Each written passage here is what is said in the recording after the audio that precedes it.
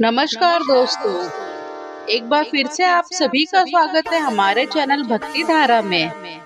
एक समय की बात है, अयोध्या के राजा दशरथ एक बार भ्रमण करते हुए वन की ओर निकले। वहां उनका सामना बाली से हो गया। राजा दशरथ की किसी बात से नाराज हो बाली ने उन्हें युद्ध करने के लिए चुनौती दी।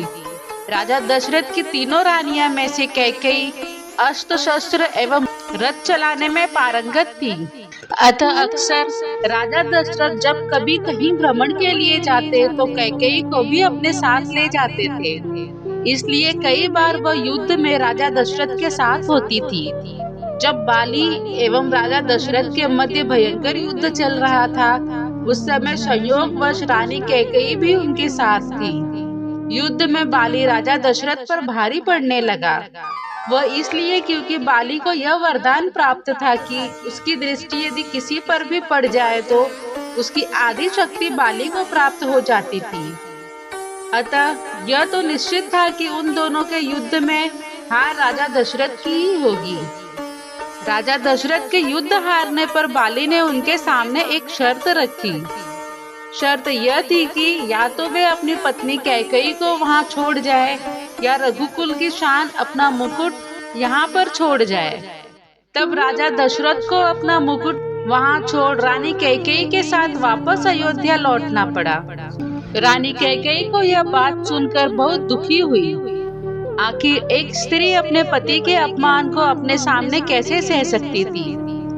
यह बात उन्हें हर पल कांटे की तरह चुभने लगी थी कि उनके कारण राजा दशरथ को अपना मुकुट छोड़ना पड़ा। वह राज मुकुट की वापसी की चिंता में रहती थी।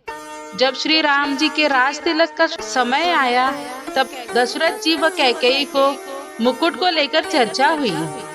यह बात तो केवल यही दोनों जानते थे। कैकेयी ने जब श्री राम के वनवास का कलंक अपने ऊपर ले लिया था और श्री राम को वन भिजवाया था, तब रघुकुल की आन को वापस लाने के लिए उन्होंने श्री राम से कहा भी था कि बाली से मुकुट वापस लेकर आना है। श्री राम जी ने जब बाली को मार कर गिरा दिया, उसके बाद उनका बाली के साथ संवाद होने लगा। प्रभु ने अपना परिचय देकर बाली से अपने कुल के शान मुकुट के बारे में पूछा था।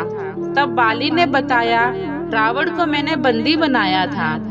जब वो भागा तो साथ में छल से वो मुकुट भी लेकर भाग गया। प्रभु मेरे पुत्र को सेवा में ले ले, वह अपने प्राणों की बाजी लगाकर आपका मुकुट लेकर आएगा।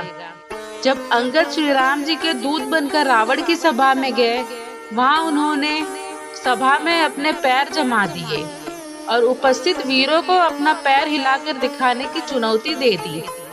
रावण के महल के सभी योद्धा ने अपनी पूरी ताकत अंगद के पैर को हिलाने में लगाई, परंतु कोई भी योद्धा सफल नहीं हो पाया। जब रावण के सभा के सारे योद्धा अंगद के पैर को हिला न पाए, तो स्वयं रावण अंगद के पास पहुंचा और उसके पैर को हिलाने के लिए जैसे ही झुका, उसके सर से वह मुकुट गिर गया।